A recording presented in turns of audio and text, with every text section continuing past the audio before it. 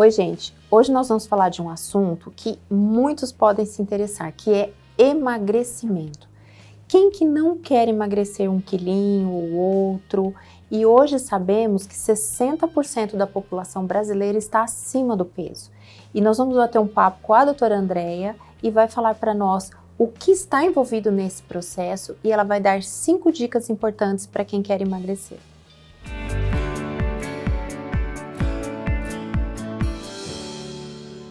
Oi, gente! Hoje nós viemos falar aqui de um assunto um tanto polêmico, jejum intermitente e envolvendo emagrecimento. Esse jejum intermitente tem sido muito falado em rede social, em rodas de amigas. Você sabe realmente como isso funciona?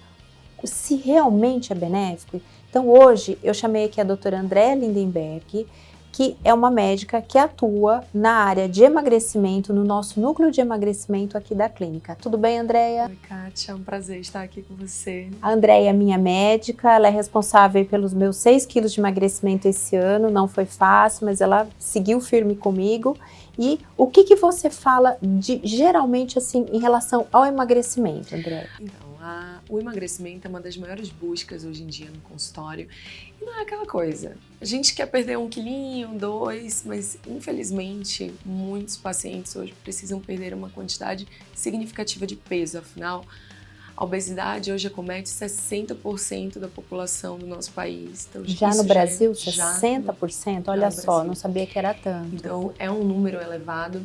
E a gente sabe que não é só a questão do peso e da estética, sim todas as outras questões que estão envolvidas, que saúde cardiovascular, saúde mental, cognitiva, que hoje a gente também tem batido muito nessa tecla, e a parte também emocional. Afinal, muitas pessoas ficam tristes quando se vê nessa situação, e a gente sabe que vários transtornos hoje de ansiedade, de depressão, eles podem cursar concomitantemente aí com o aumento de peso. Então, tanto homens quanto mulheres, né? Você tem observado. Exato, não tem mais diferença hoje em dia entre público.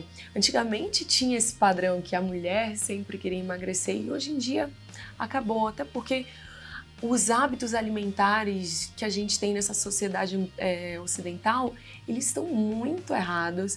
A gente veio aí com uma indústria muito forte, tanto da parte medicamentosa quanto alimentícia, e isso misturou o que a gente considera certo e errado. Então esses conceitos estão confusos e as pessoas acabaram acumulando muito peso nesses últimos anos. Acumulando muito peso. E assim, quem não quer emagrecer? Na verdade, assim, a gente quer ser emagrecido, né? Exato. Nem todos estão assim aptos e dispostos a tomar as atitudes necessárias. Quem não quer a pílula mágica, né? A pílula mágica, aquela pílula que você toma todo dia, você fica magro, fica com a pele ótima, mas ela não existe. Tudo é um conjunto de hábitos de vida, da epigenética. A epigenética, ela veio realmente para ficar. O que é a epigenética? São hábitos de vida que influenciam na genética. A gente sabe que hoje 14% é a influência real da genética na nossa vida. O restante são os hábitos e as nossas atitudes no dia a dia para esse gene desenvolver ou não. Eu costumo brincar na consulta para explicar isso para o paciente, dizendo que é como uma caixa de luz e a gente vai ligando e desligando de acordo com as nossas atitudes. E é multifatorial. Então são vários pontinhos que nós precisamos tentar entrar em equilíbrio para fazer com que essas luzes não se acendam.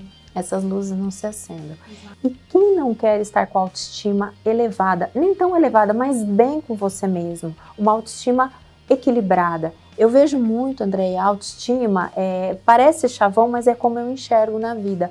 É aquela história da máscara do avião caindo. Se a gente tem um problema lá, a máscara do avião vai cair pra gente. Não adianta você pegar essa máscara e colocar primeiro no outro. Tem que ser em você, porque a gente estando bem, principalmente com a nossa autoestima, todo o restante funciona bem. Desde o relacionamento com a sua funcionária de casa, com seus colaboradores, com o seu marido, com você primeiramente, com seus filhos. Concorda com isso? Concordo. E imaginar que quando a gente está com uma saúde boa, a gente tem energia. Então a energia é vida. Então para isso a gente precisa cuidar muito mais de si mesma e prestar atenção com detalhes. Eu falo que a gente precisa estar sempre vigilantes. Porque a gente emagrece, aí depois solta tudo.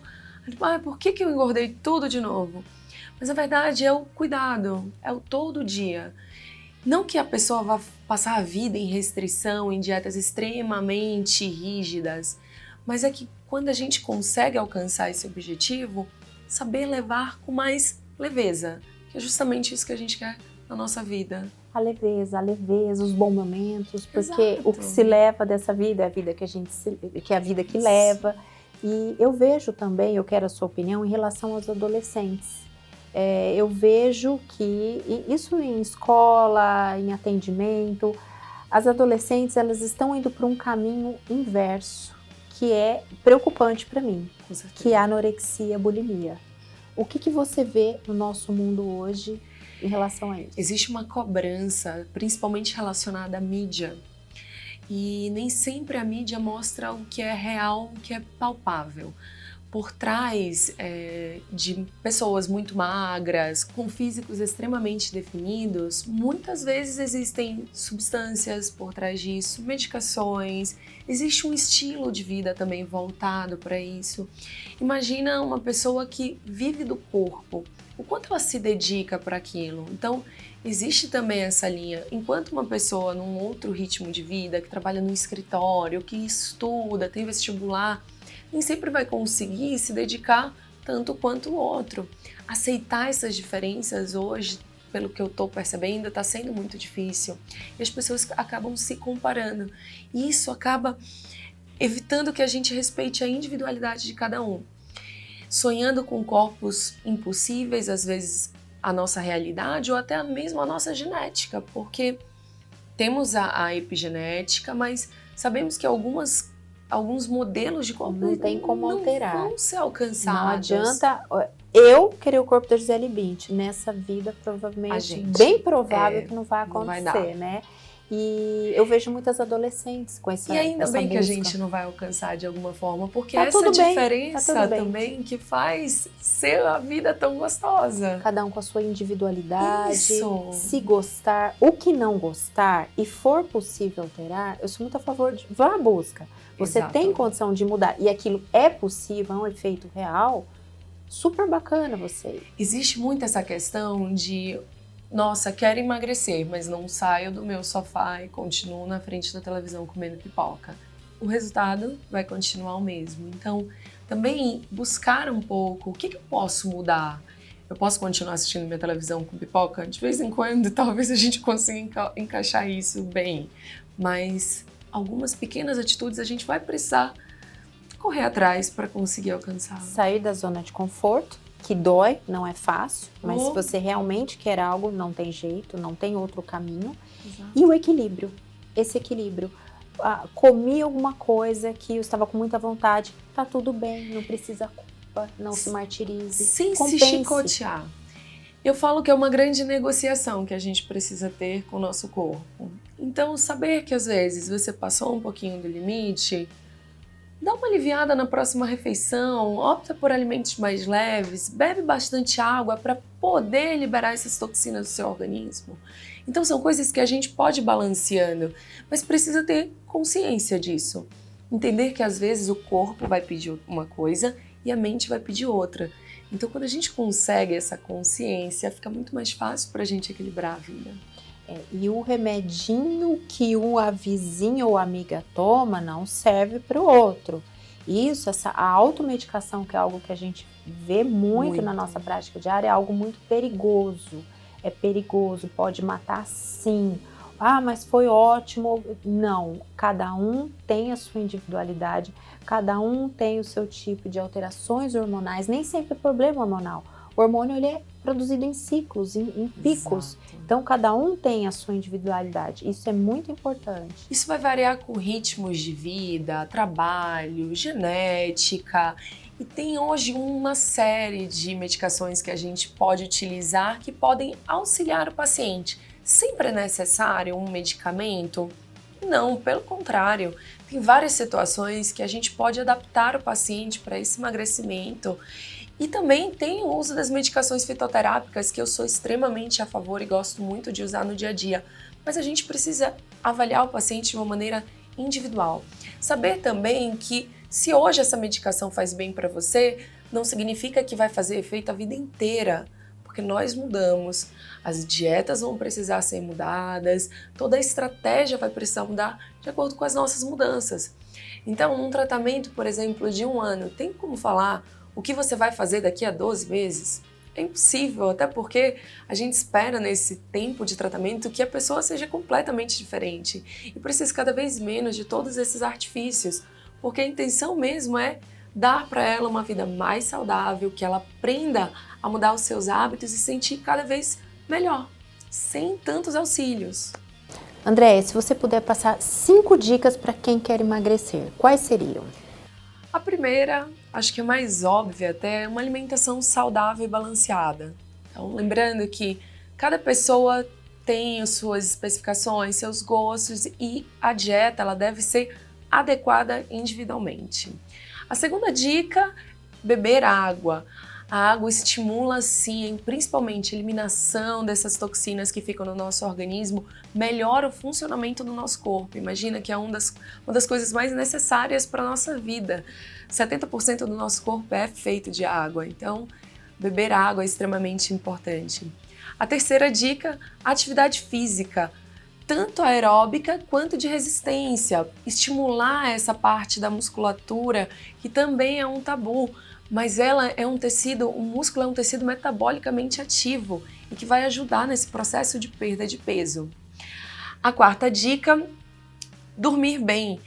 O sono ele está extremamente relacionado ao processo de emagrecimento. Vários estudos mostram que pessoas que dormem menos têm uma tendência a engordar mais. Então, pessoas que passam noites em plantões, a gente já passou por essa fase, e outras profissões também que estão relacionadas a isso, essa questão de ficar muito tempo no celular encurtou muito o processo de sono dos pacientes, então ser mais atento. A gente tem vários mecanismos para melhorar o sono do paciente hoje em dia.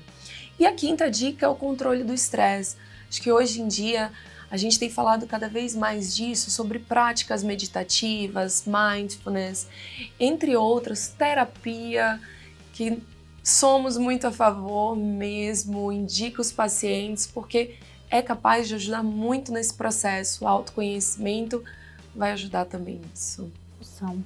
E se com tudo isso equilibrado não conseguir emagrecer, alguns pontos individuais podem ser tratados. Para isso é importante um médico de confiança, para avaliar o seu caso especificamente. Nada de sair se tratando sozinho, tomando medicamento, até dieta, ela tem que ser equilibrada. Lembrando que deficiências de vitaminas e minerais também podem influenciar no nosso metabolismo e alterações hormonais. Então, a vida está toda organizada e ainda assim não está conseguindo, a gente precisa investigar melhor esse paciente, ele precisa de atenção. Principalmente tireoide e adrenal, com certeza. Certo? Eu vejo a tireoide como uma bateria de um carro e a adrenal como um motor. São 2 glândulas que a gente tem no corpo, se elas não estiverem em sintonia, aí é uma série de coisas que podem acontecer, de problemas, mas principalmente relacionado ao emagrecimento. Exatamente. Andréia, muito obrigada. Acredito que a conversa tenha sido bem produtiva. Eu aprendi muito com você.